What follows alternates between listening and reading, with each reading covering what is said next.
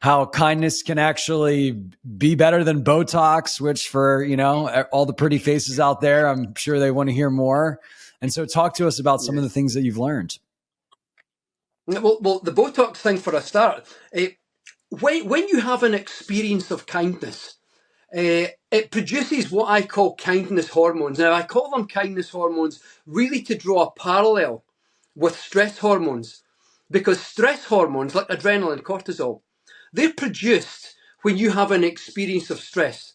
Now, that's independent of the situation, because two people can be in the same situation, but only one person gets stressed, the other doesn't. So therefore, only one person produces stress hormones. So the stress hormones are produced by the experience of stress.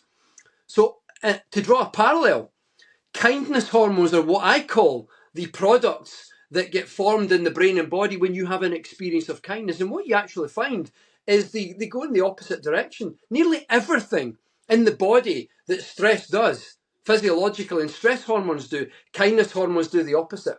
And so let me come back to the Botox thing. One thing we know is when people have prolonged stress, we began to understand, we always wondered, now we understand why. When we have prolonged stress, chronic stress over a period of time, our skin ages.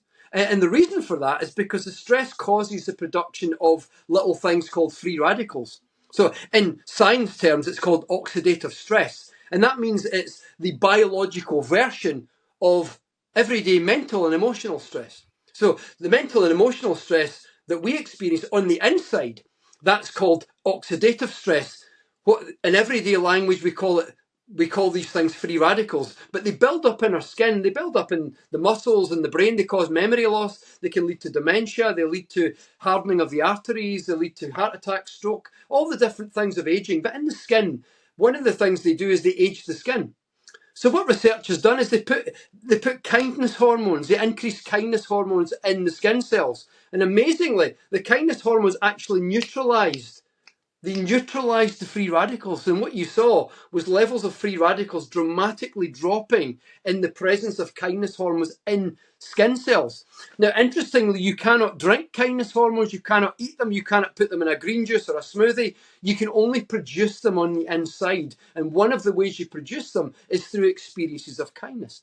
So if you up your kindness, and the thing is, it's got to be genuine. And I call this nature's catch-22, because if you're not genuine with it, then you'll never have a felt experience of kindness. And it's only the felt experience of kindness that generates kindness hormones, not kindness itself.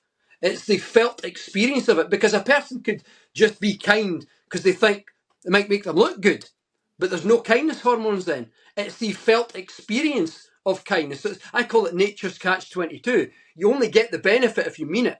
And so if you mean it, so your act of kindness is genuine and honest and heartfelt, then you turn on the tap, out come the kindness hormones, they kick out the free radicals in the skin cells. And that's what I was meaning when I made that video, that kindness is better than Botox.